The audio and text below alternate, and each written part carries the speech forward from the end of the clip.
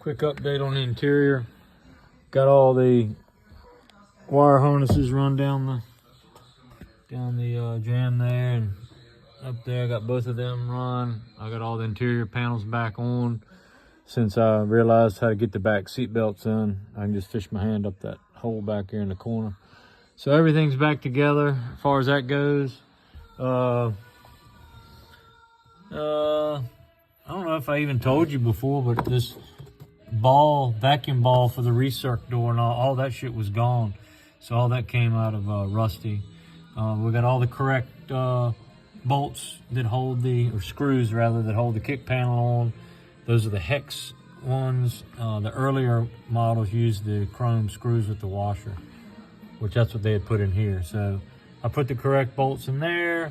They had dyed that, so of course we couldn't have that, so I got the paint off of that. Dash back in, of course.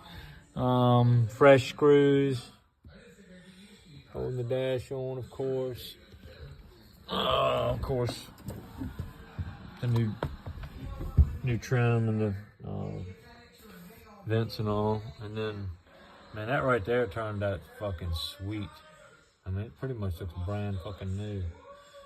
New handles and all, of course, on that. I just stuck the horn button on there just for now, but to give you the full effect, I dyed the steering wheel.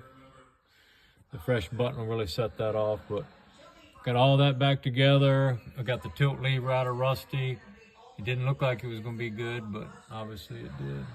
So all that's back together. Gonna put the radio back in. If you still want to put that same one back in, let me know on that. Let me show it to you real quick. It's this jewel right here. Kind of old Sony Explode, but if you want me to put it back in, obviously no problem. Plug and play.